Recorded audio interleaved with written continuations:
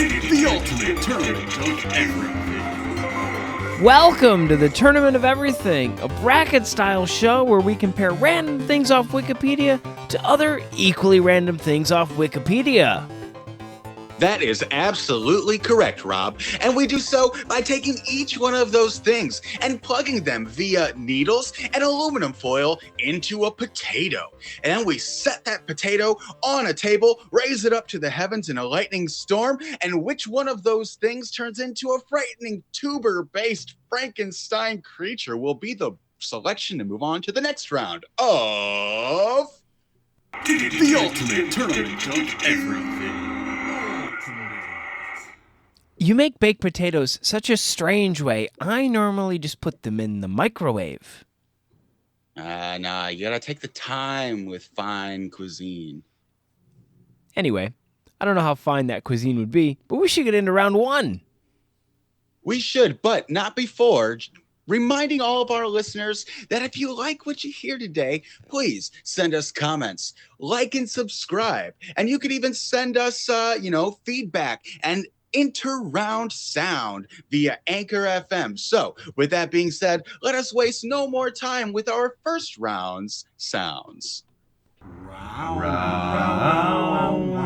one. In round one, we have Christy McWilson against Pyrasta omicronalis. All right. We've got one of our favorite musicians versus one of our favorite entities. Let's see which one of these is going to come out as the favorite in this round of the Ultimate Tournament of Everything. As we all know, Christy McWilson is an American singer and songwriter based in the Pacific Northwest.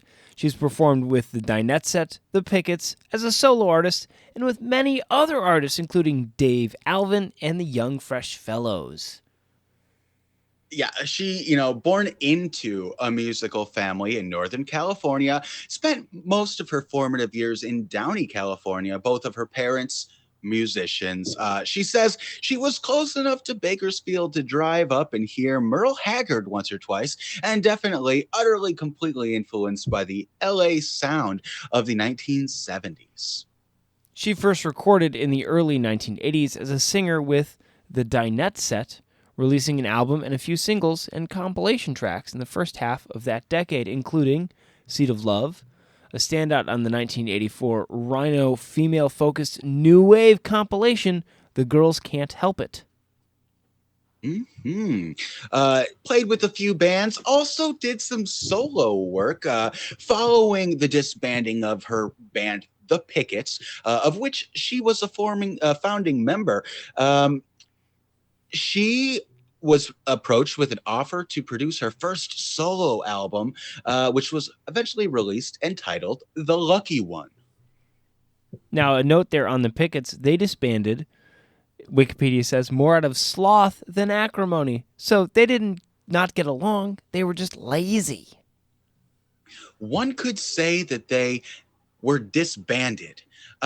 Speaking of bands, one might frequently find beautiful bands of color upon the soft wings of a moth, which happens to be exactly what our other competitor is, Pyrasta omicronalis, representing that heavy-hitting family of moths. Let's see what we can learn about you.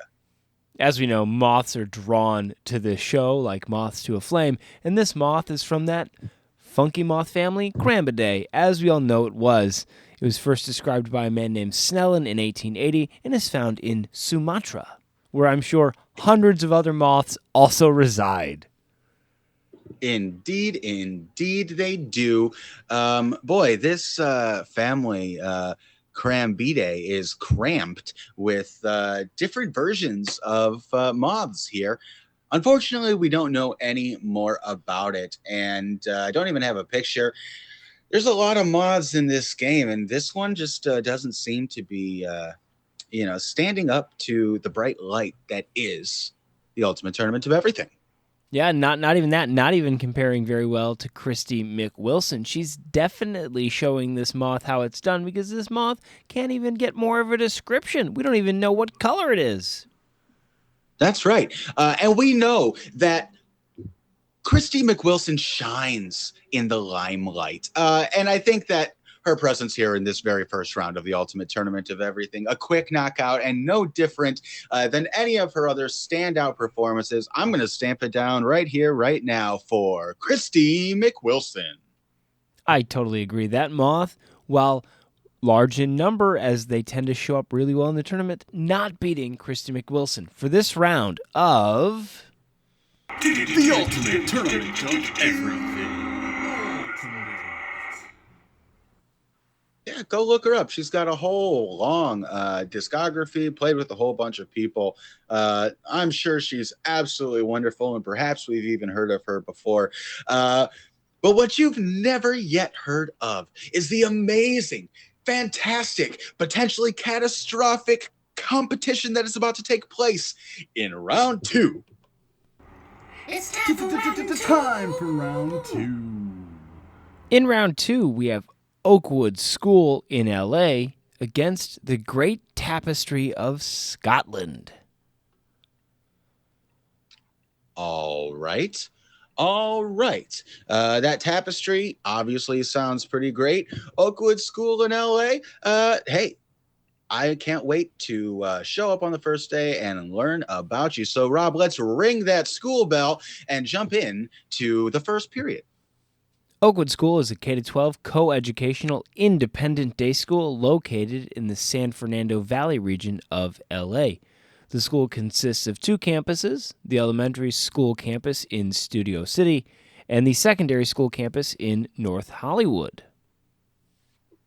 Oh, wow. Okay, so are we talking about some fancy Hollywood individuals? One of those high schools that you might see depicted in some sort of teen film? Yeah, probably. So the school was founded in 1951 by a small group of parents who were unhappy with the other schools available and wanted to create a school where artistic ideals and educational goals could be met with the utmost respect and support for students, and they have a lot of famous alumni listed. They do. You know, the school, as you said, focuses on artistic ideals. It looks like they've got a number of artists that have come out of this, including, let's see here, Chris Pine, Moon Zappa. We've got Elizabeth McGovern and Wolfgang Van Halen, just to name a few. Just to name a few. They even had a princess on faculty, Sarah Culberson, Sierra Leonean princess. Didn't even know that was a thing. Literal royalty teaching at this school. My, yes. The student body is like fabrics of strands of fabric that weave together to form the tapestry that is a student body, a school, and a learning entity. But a tapestry can be so much more than that, including the great tapestry of Scotland, our other competitor. Now, the Great Tapestry of Scotland is one of the world's largest community art projects, hand-stitched by 1,000 people from across Scotland. It's made up of 160 linen panels and 300 miles of wool, which surprisingly is not nearly all the wool in Scotland. No, it's not, but it is enough to stretch the entire length of Scotland. This tapestry is now on permanent display in its own purpose-built gallery, and there's a visitor center in the town of Galashiels in the heartland of the Scottish borders. The tapestry itself tells the story of Scotland's history, heritage, and culture, from the country's land formation millions of years ago right up until 2013 when the last panel was completed. So this is literally weaving the past and the present together. That was beautiful, Rob. Thank you. Now, each of these beautiful panels took about 500 hours to sew. That is a really long time. The tapestry ultimately measures 143 meters, 469 feet long, each panel being displayed individually in approximately chronological order. Now, the linen cotton union fabric used is made by Peter Grieg and Company, and the two-ply crewel wool is dyed and spun by Appletons in England. Now, speaking of cruel two-ply, it makes me think of having to just get by with whatever they gave you in school. The bathrooms were what they were, the food was what it was, and you were never quite sure about that water fountain, also known as a bubbler in some places. But I'm guessing that this Oakwood school probably had pretty nice amenities. Yeah, probably. You have a lot of money in that area, and you have a lot of really, really famous alumni who, when they were going there, were already children of famous people. So I bet they were not struggling for funding, resources, or even nice water bottle filler fountain things. Yeah, I did just branch out, do a quick Google search. Looks pretty nice. Looks pretty nice, but in my opinion, not quite as nice as that great tapestry of Scotland. For those of you who might be interested in the Outlander show, it takes place in Scotland. Outlander star Sam Heughan supported the opening iconic Scotland exhibit for the Great Tapestry of Scotland by contributing his reflections, photo, a signed copy of his Clanlands book, and a bottle of his own Sassenach whiskey. Now, I think what's really gonna cement it for me as this tapestry being the better one is that school was really for the few getting away from the many, and this tapestry is really representative of the people of Scotland, so much so that there was a people's panel where visitors to the exhibition were encouraged to add stitches to it, and it traveled with the tapestry until completed, and then it was presented to Scottish Parliament where it currently sits. Well, that is just swell in my mind. You've got all sorts of things coming together, being stitched, knit, bound together to form one ultimate fantastic thing. And boom, once again, representing the very core of what it is that we do here. I think we are both in accord, moving on the great tapestry of Scotland to the next round of The ultimate tournament of everything. I definitely think it's great, and I really hope they find. So there's a panel that was stolen, and they haven't found it. So if you're listening to this episode and you have that panel, give it back. Great Scott, return that great piece of Scotland. And let's return to our task at hand and proceed to round 3. It's time for round 3. In round 3, we have Arima against Robert Christo, a Bosnian-American footballer. All right. Another location versus another person with a specific vocation, this case football. Let's see which one of these is going to take the W in this round. Arima, also called Krine, was a town of ancient Cilicia on the coast east of Seleucia and Chalcidianum. Arima was noted in Greek mythology in a connection to Typhon and Arima, couch of Typhos. Its site is tentatively located near a place in Asiatic Turkey. That's about all we know. If Black Forest ham is good, Asiatic turkey sounds pretty good for a sandwich as well, I must say. Let's jump over to another thing that kind of sounds like a delicious sandwich, Robert Christo. Not to be confused with the Monte Cristo, which is a delicious breakfast concoction. Robert Christo, born May 14th, 1993, is a Bosnian-American footballer who plays as forward for the St. Louis Ambush of the Major Arena Soccer League. That might be Louis. I'm not sure. No, I'm thinking, well, I guess we'll never know. No, hang on. It's in St. Charles, Missouri. It's an indoor soccer team. It is St. Louis. It is St. Louis, but I kind of like St. Louis as well. There's nothing wrong with that.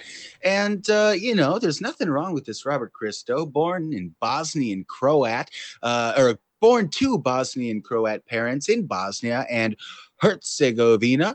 His family moved to the United States. Again, we just need to read. During the Bosnian War, it states here that he's a practicing Catholic, grew up in St. Louis, Missouri, attended St. Louis University, where I'm sure he also practiced a lot of soccer. He joined the USL Championship side North Carolina FC on January 23, 2019, and after the team moved to USL League One for the 2021 season, he resigned with the team. He then returned to his hometown of St. Louis, signing with the major arena soccer league, the St. Louis Ambush, which is an indoor arena soccer team. Excellent. Why is it that we have, resigned and resigned are spelled the same, aren't they? They are.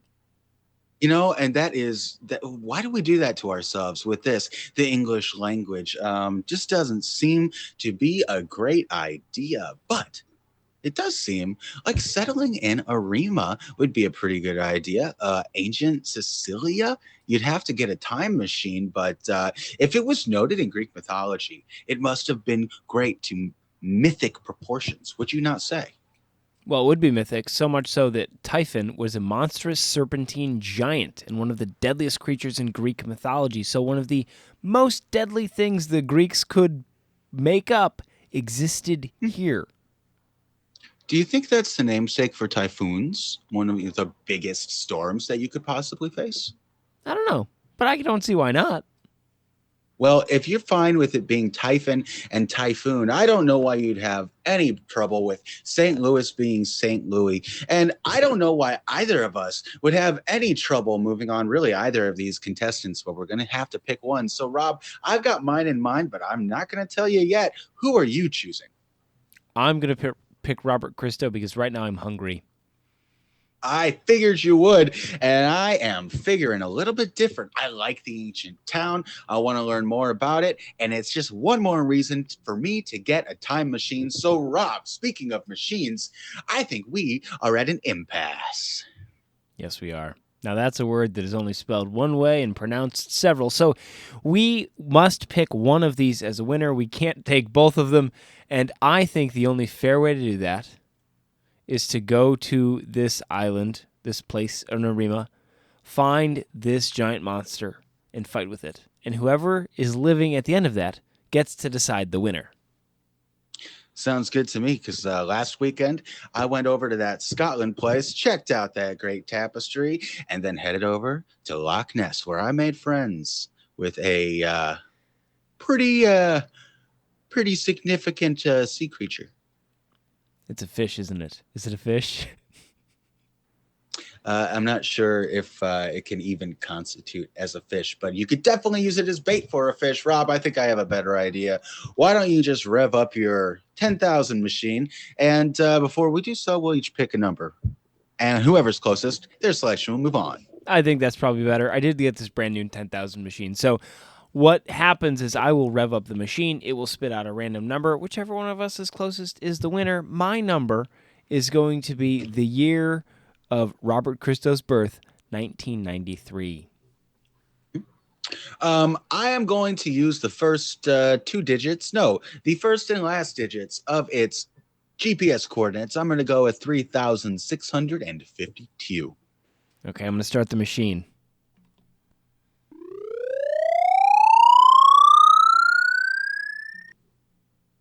$5,653. That makes you Arima Cilicia. Either way, the champion of this round and proceeding to the next round of The ultimate tournament of everything. Of course. It's always got to be the picturesque place in Turkey. Yeah. Now, just imagine, that picturesque place in Turkey in the next round, battling for its life, trying to hold its ground, hold it down, but you can't hold us down. And we are elevating ourselves to the next round, round 4. My round 4 is ready. In round 4, we have Fabio Visone and Le Brule Sus Argentin. All right, 2 excellent sounding competitors. Can't wait to check them out. Looks like a building versus a building of a man. So let's see which one of these is going to stand tall into the next round. Fabio Visone, not that Fabio, was born November 26th, 1983, and is an Italian football player. Football, of course, meaning soccer. That's right. He started his career at Campania Club Volenio of Series C1. He then played for Palmese in Series D, and in January of 2005, he signed for ASG Nocarina. However, in July of 2006, he signed a new contract with Sambenedettes,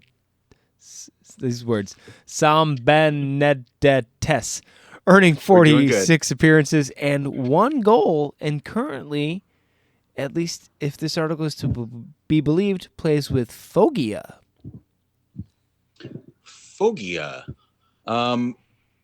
Midfielder seems to be doing all right. Not a goal-scoring machine, but that's not what you need out of your midfielder.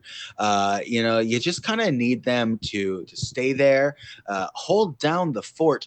And speaking of forts, I think we should jump over to our other contestant, the La Bruille sous Argenton, a village and former commune in the Deux-Sèvres department in western France.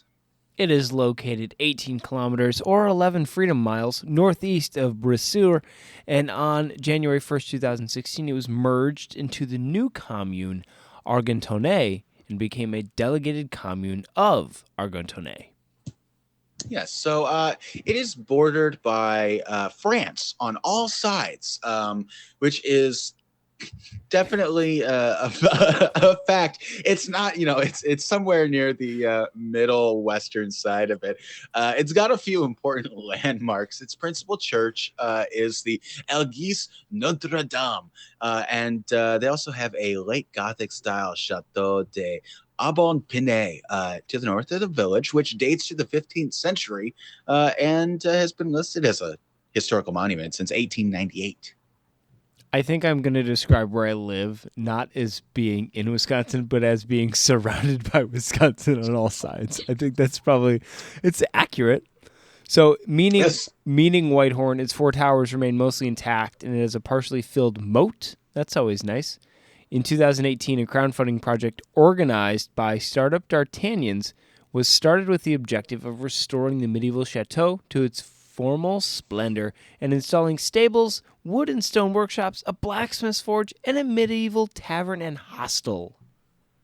Yeah, I mean, it's really what it sounds like and not necessarily what it's called. They say chateau, but I mean, it's a castle. They got a picture right here. It looks like not enormous, but castles, spires, towers, that kind of jagged, just missing a tooth looking type of thing that goes around the circular bits at the top of those towers. It's a castle. That's pretty cool.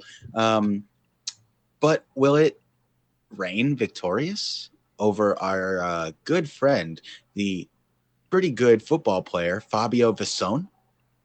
I think so, and here's why. Have you ever tried to kick a wall? Yeah. Did it end poorly? Not for the wall. Exactly. Not for the wall. So this castle is my choice for this round. Yeah, standing tall through history, standing tall through this round, and moving on to the next here in the ultimate tournament of everything. Absolutely. If you've ever gotten a chance to go visit a castle, I think if you visit this one, you can say you visited many just like it, because I think they all look kind of the same. Yeah. But again, not a castle, chateau in La Bruille sous Argenton, and we're going to learn more about it when it inevitably shows up in this list of everything. But it's had its day. Let's move on to the next competitors in round 5. Round 5. In round 5, I have a competitor that we have been waiting for 4 years, literal years, and that is Indian trademark law. Now, competing against Indian trademark law is William H. Pellet. Okay. Indian trademark law, that's going to be dense. That's going to be thick. But pellets are often dense and thick. So let's see which one's constitution is going to be able to withstand the onslaught that is this round of the Ultimate Tournament of Everything. Indian trademark law statutorily protects trademarks as per the Trademark Act of 1999, and also under the common law remedy of passing off. I have no idea what that is. Statutory protection of trademarks is administered by the Comptroller General of Patents, Designs, and Trademarks, a government agency that reports to the Department of Industrial Policy and Promotion under the Ministry of Commerce and Industry. Not much clearer, but let's continue to read on. The law of trademark deals with the mechanism of registration, protection of trademark, and the ultimate prevention of fraudulent trademarks. It also provides for the rights acquired by registration of trademark modes, transfers, and assignment of those rights, and remedies available to the owner in case of infringements. Now, this trademark law has been in place since 1940, but it has not rested on its laurels because in 2017, new trademark rules came into existence. The intention is to simplify the whole trademark registration process and make it hassle-free and quick. Now, some of the features of the new rules are sound marks are made registerable, 3D marks are made registerable, e-filing is promoted, provisions pertaining to well-known marks, separate fee structure for individuals and startups and small enterprises and others. So it sounds like we could even copyright this podcast. Good golly. And perhaps that'd be a good idea. But let's just, we're flying by the seat of our pants, throwing it out every single day. And we're just kind of hoping for the best here. But you mentioned good marks. And I've got to imagine that our other contestant must have gotten a bunch of good marks while he was in school. Mr. William W. Pellet, the American lawyer from New York, born in 1897, went to Cornell University and graduated there with an LL Bean. I'm not sure. That must be a law degree in 1901. Now, William W. Pellet has answered a question that many of us have been asking since childhood, and that's, where's Waldo? Now, Waldo is William W. Pellet's middle name. He is William Waldo Pellet. Now, he was elected to the New York State Assembly as a Republican, representing the New York County 10th District, served in the Assembly in 1919 and 1920, and he even served as Deputy Attorney General of New York in 1992. 1922, actually. Yep, that's correct. Yep, 22. Yeah. Just a little bit of a difference there. But again, had he had that time machine that I now want so badly, he would have been able to do whatever he pleased. He was at one point a member of the law firm Larimer and Pellet, assuming he was the namesake. Later joined the firm Pellet, Fay, and Rubin. Again, if not his name, definitely a coincidence. And by the time he retired, he had been practicing law in the Big Apple for over half a century. He was a member of the Cornell Club, which for those playing at home is a club only available to those who have attended Cornell.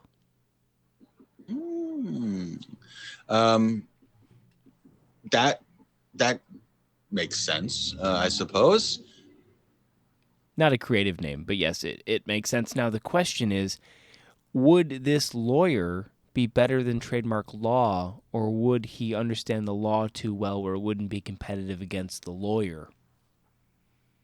I think that it probably took several lawyers to come up with this dense document that is Indian trademark law. I don't think that any single lawyer can stand up against the law itself. We have all sorts of courtroom dramas that have borne out that fact.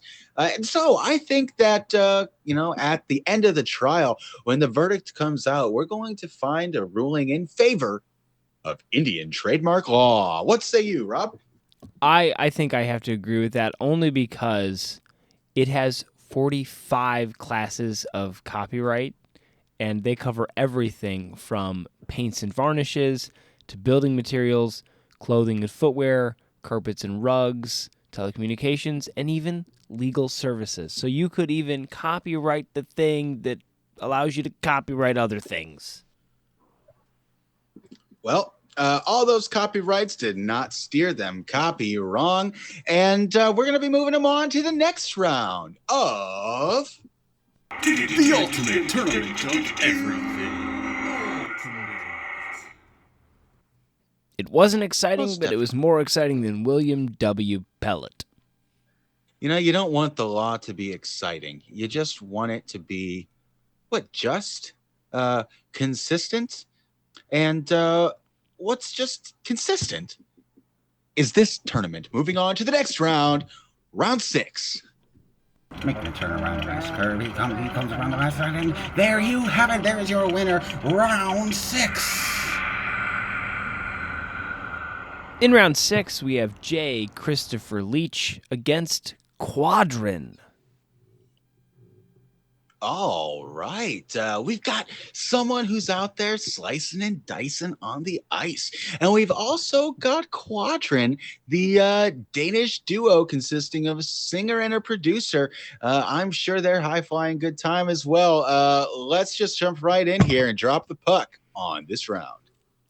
Jay Leach was born September 2nd, 1979, and he's an American former professional ice hockey player and currently the assistant coach of the home team, Mike, the Seattle Kraken of the NHL.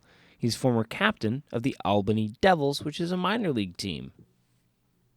Yeah, he's been in the league quite a while, drafted in the 5th round, 115th overall by the Phoenix Coyotes. He spent several years in minor leagues before signing as a free agent with the Boston Bruins in 2003, appearing in his first 2 NHL games, collecting no points and 7 penalty minutes.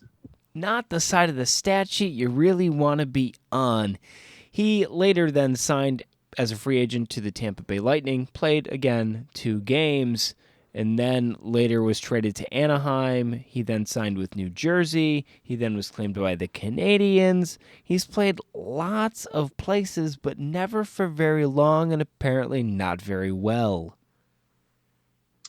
So, sometimes it's a little too slick on the ice, and you got to get yourself to the booth, and that seems to be where he really hit his stride, becoming an assistant coach in the Deutsche Eishockey Liga, and I'm assuming Germany, helping the team win their 6th DEL championship. He was appointed to assistant coach for the Wilkes-Barre Scranton Penguins, an affiliate of the Pittsburgh Penguins, and he was later named an interim head coach before being promoted to be head coach at Pittsburgh before settling to the position of associate head coach on a permanent basis. Now he departed there. He departed there after 1 season, eventually joined Providence Bruins as an assistant coach, was promoted. Then the Kraken announced that he would be assistant coach to Dave Haxtell for the Kraken's inaugural season, and he's been there ever since. Right, yeah, just somebody who, obviously knew what they wanted to do, stuck to it through adversity, through the ups and the downs, and they just kept showing up every day and doing it, making it an art, you might say. Speaking of art, let's jump over to our other contestant, that art music group known as Quadrin. Quadrin is a LA-based Danish duo consisting of singer Coco O and musician-producer Robin Hannibal. The group considers their genre electronic soul music. Indeed. They've got a self-titled debut album released in 2009. Paste magazine named Quadrin Best of What's Next in August 2010. And New York Magazine named Quadrin's self-titled album number 7 in their top 10 best of the year. The name of the band refers to the multiracial heritage of the band members from the term quadroon. Both Hannibal and Coco O have one biracial parent. Awesome. Quadrin's first professional project, released in 2009, collection of 7 songs for the soundtrack of the Hella Joof movie, Hush Little Baby. In 2011, they contributed the track Samba de Verão to the Red Hot organization's charitable album Red Hot plus Rio 2. The album, of course, is a follow-up to the 1996 Red Hot plus Rio. Proceeds from sales were donated to raise awareness and money to fight HIV and AIDS and other related health and social issues. Well, I love it when we've got two, just such starkly contrasting competitors. And Rob, what's the opposite of red hot? Ice cold, Mike. Ice cold. Ice cold. Yes, and I think that Jay Leach must have been cold as ice, not only because his feet were not that well insulated from the ice below him, but because, he was able to stand out there. He was a defenseman. They get hit a lot, left-handed. So, southpaw out there just swinging, and gosh knows he got himself into probably a couple of tussles out there, as hockey players are wont to do. Yeah, looking at his stats and his playing time, it looks like he was brought on basically as an enforcer, and that is a position in the game that really is going away. The game is now too fast and trying to get cleaner, so he really was kind of, a little too late to that part of the league. Yeah. Perhaps it's just no longer the world of the slammer, the board jammer, and it's time to get just a little bit softer and get into that part of ourselves that likes to groove, likes to move. And I don't know what can make you do so more than the Danish duo, the electronic soul music group Quadrant. So I'm choosing them as my selection to move on to the next round of the Ultimate Tournament. I have a soft spot in my heart for ice hockey, but I have to agree. Jay Leach is a guy who's an assistant coach who had a career, but it's not nearly as impressive as this Danish pop duo that has done very little. Well, hey, I tell you what, if Jay Leach is able to get the Kraken to a title, we'll come back and revisit it, but we've not got there yet, and Jay Leach has not gotten himself to the next round. Quadrant, you're moving on to the next round of The Ultimate Tournament of Everything.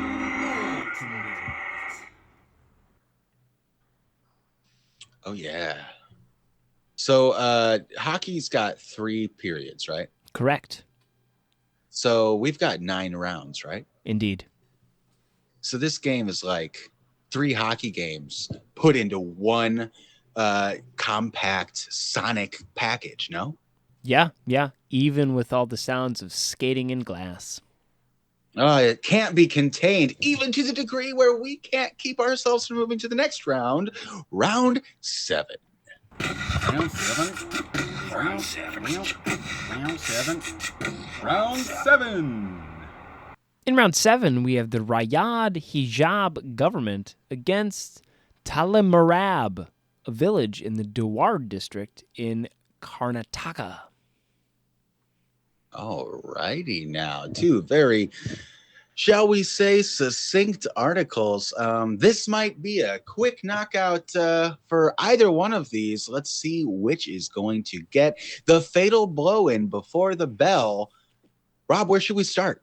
Yeah, quick knockout is correct because the Riyadh Hijab government was the 4th Syrian government formed during the presidency of Bashir al-Assad, formed June 23rd, 2012, and then dissolved pretty quickly after August 6th, 2012, after Prime Minister Riyad Farid Hijab defected. Yes, that was when he was succeeded by Wael Nader al-Halki, correct? That is correct. And Halki is a Syrian yeah. politician who was prime minister for several years. Yes, of course. Short-lived, I would say. Normally, no government lasts forever. None ever has yet up to now. But they do tend to last more than 3 weeks. Yeah. 2 weeks. No, you're confusing June and July. Yes, I am. Give them a solid 6, I think. But yeah, not very long. Matter of fact, so not very long that the district in India here has 320 households, and I guarantee all of those people have probably had things in their fridge longer than the entire government of Riyadh Hijab. Well, That could very well be. I definitely can tell you that the majority of the people that live there have been alive for longer than that government was, as the 2011 census of this village in the Dharwad district of Karnataka, India, indicated that there were 320 households in this village with a total population of 1,806. And the detail here is phenomenal, consisting of 320 or 929 males, 877 females, and there were 224 children aged 0 to 6. But 99% of them, and depending on when you're listening to this, 100% of them are more than 2 weeks old. Yeah, definitely better than I think that government. Now, that was a difficult time for Syria, although I'm struggling to think of a time in recent memory that hasn't been difficult for Syria, but I think the government might be some of that trouble. Yeah, we're not talking about necessarily any people here. People, sure, great people. People made up this government, but then they decided to dissolve it because apparently it wasn't working out. You know what? For them to decide, for them to do what they're going to do, but also the same true for us. And I think that what I'm going to do is tag our good buddy here, Talimorab, is my selection to move on. Love details about households, love a small village, and not so keen on the short-lived governmental bodies. Yeah, I would agree. Now, we all know that small villages from Iran tend to do really well, but now we also know that small villages from India do well as well. Yeah, okay, so we know that basically you've got small village in Iran, and then, so we're starting to fill out kind of our template of what's going to go where so we can make better predictions down the line, but we definitely know we've got small town in Iran, small town in Syria, and somewhere below both of those is short-lived, failed governmental body. So, hey, we're learning about ourselves as we learn about other things. But that being said, and that small town moving on, I think it's time that we move on to round 8. I say, would you by chance have any round 8? Round 8! In round 8, we have the city of Peniham against, you heard it here first, Mike, the peppered moth evolution. 2 moths, 1 show. Wow. And now I'm not going to hold anything back from you. This is no normal moth. This is going to be a titan of the moth world that we're about to approach. I'm not going to spoil anything yet, but I am going to say that the city of Peniham is really going to have to perhaps get lucky here. So let's go ahead and start there. The city of Peniham, it's Australian, so I don't exactly know how to pronounce it. Formerly, it's Payneham. Oh, Payneham? Payneham. Okay. The city of Payneham. Okay. The city of Payneham, formerly the District Council of Stepney, was a local government area in South Australia from 1867 to 1997. Yeah.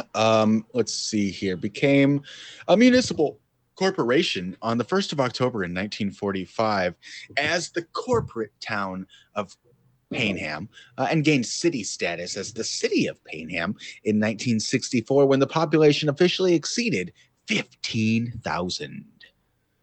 In 1985, it covered an area of 7.1 square kilometers with a population of 16,502 as of the 1981 census.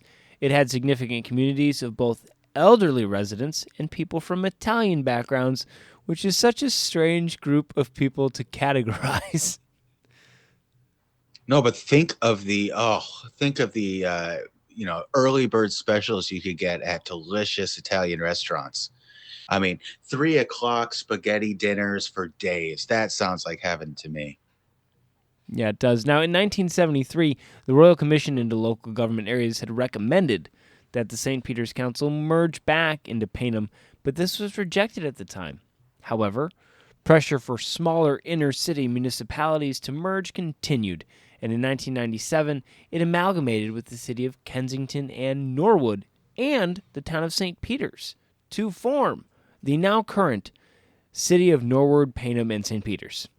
It's a long name, guys. You got to pick one.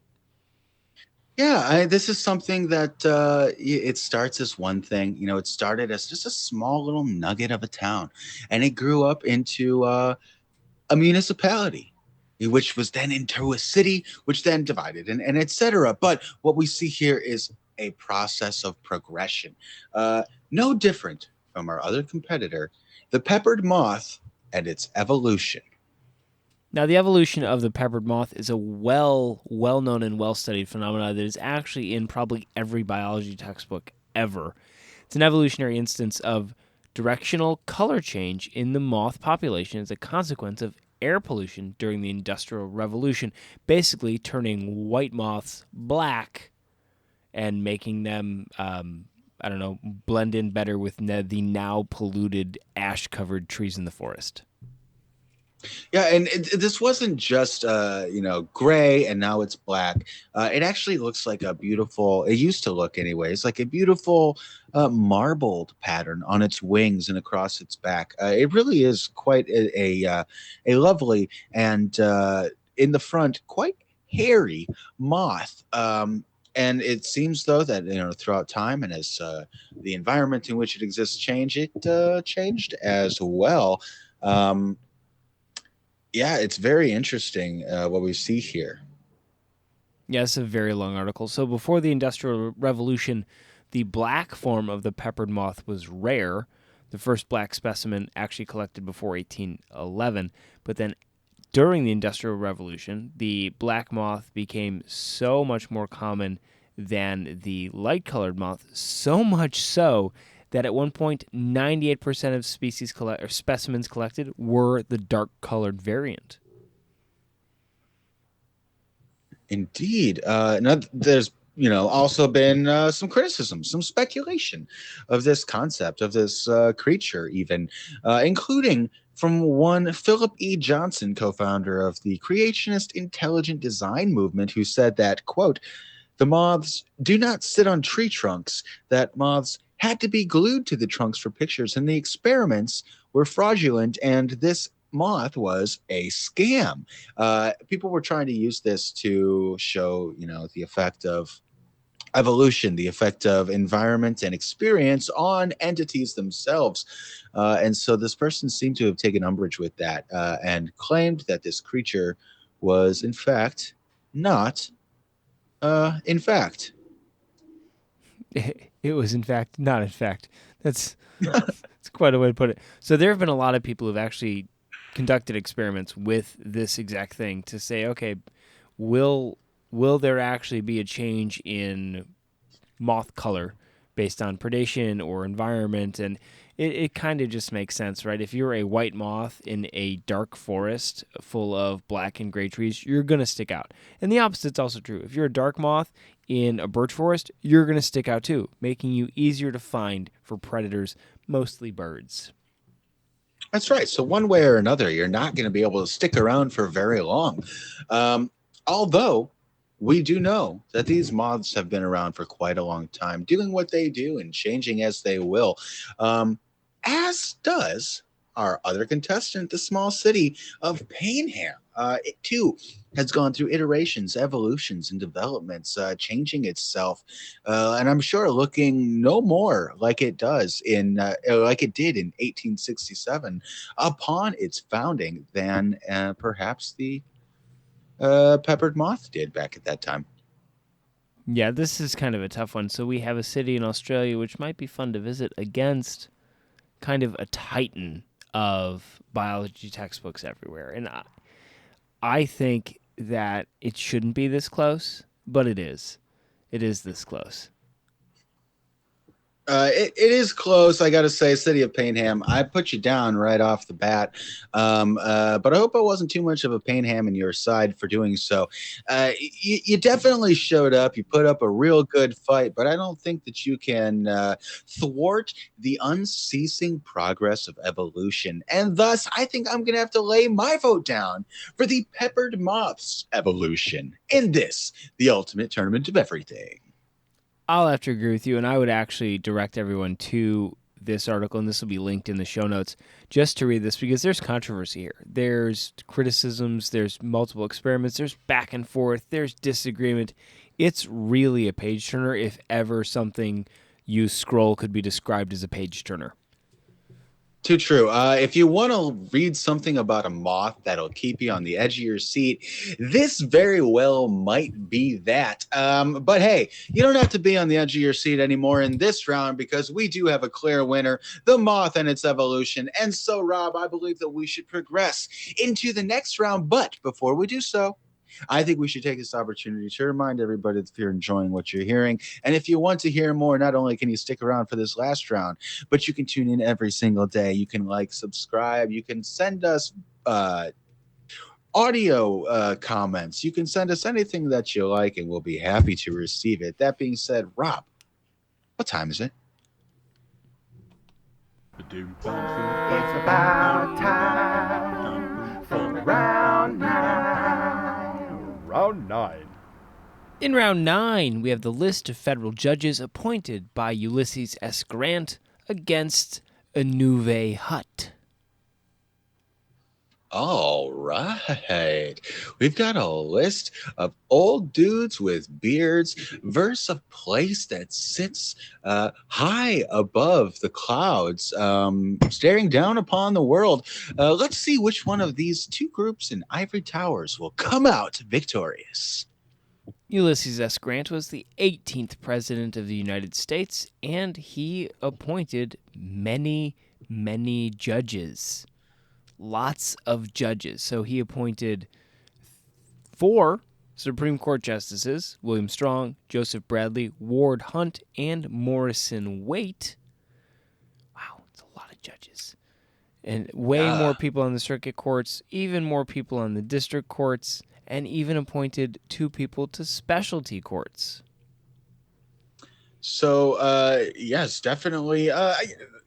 The court system is definitely important. It's 1/3 of our governmental bodies, if you will, and you gotta fill them up. It seems he was doing his darndest to do so. Let's see, what's the total here? 14. We're talking 46 judges into the federal court system. That's quite a lot. Ruled for 4 years, I believe. Yeah, he was only president. 8 years. Nope. We got 2 terms. Oh, yeah, 2 terms. There we go. Good for him. Really, anytime you can be president, it's a good for you. I don't, there have only been 45 of them, so good for you. 46 now, but good for you. You're the president, right? Good job. Yep. Well, you were. You're not anymore. But that's how it goes. So we thought. That's a lot of people, and I think probably there was a lot of important legislation that was put down there. But it's just it's ink to paper. It's legislation to laws, and it's really no different than just say putting anything anywhere, like a hut in the Swiss Alps, about 2,730 meters above sea level. A Inuve Hut is a mountain hut in the Swiss Alps open for visitors. It can be reached from Val Ferret, which might be pronounced Ferret. The hut lies below the Grand Dairy, 3,514 meters in height, on the south side of Mont Blanc Massif. Other summits close to the hut are Tour Noir, the Grand Louis, and Mount Doulant. Awesome. So, I mean, it's a mountain hut that's open for visitors. I don't know how you're going to get up there, but if you do, I definitely recommend it. I'm sure it is lovely and scenic. Apparently, this opened in 1926. So I would imagine they've kept it largely, they usually try in places like that to keep things as they were. Don't see any details about that though. There is a lovely picture, though. You are definitely in the mountains. This hut is actually on the side of a mountain. There's Yep. just sheer cliff past it. So if you are walking in the dark out of this hut, I would watch your step. Yeah, that last one is indeed a doozy. I can tell from this vantage point, though, that it's not a 1926 hut. It is, however, ridiculously scenic and beautiful. And if you ever manage to get up there, I definitely recommend grabbing a shot glass or a bumper sticker because it's probably going to be tough to get back. Golly, that is just a lovely spot. I think I would rather be up there in what literally looks like depictions of heaven versus in a room full of such judgy people as this list contains. Yeah. Who do you think you are judging me? Judge? Yeah. What is this? Why are all these people going to learn about the things I did? That's not fair. What are you guys, my jury now? Oh, they are? Okay, great. What is this, a courtroom? Oh, okay, yeah. I plead guilty, Your Honor. And then they take you into the back in chains. Listen, I'm not on trial here. Oh, I am? oh, yeah. That's right. That's why I'm here. Yeah. So, looking at all of these names, isn't it interesting how you can scroll down a list of names and it's just I've never heard of any of these people, but I feel like I've seen all of these names before. Yeah. There are really no great names here. I mean, I guess Halmer Hall Emmons, that's probably a fun one. But, these are all old guys who probably had beards and facial hair and had to sit really still for photos because that's how cameras worked back then. I don't think they're as exciting as a Nouveau hut. No, I think a Nouveau hut is sitting on top of the world right now, as far as I'm concerned.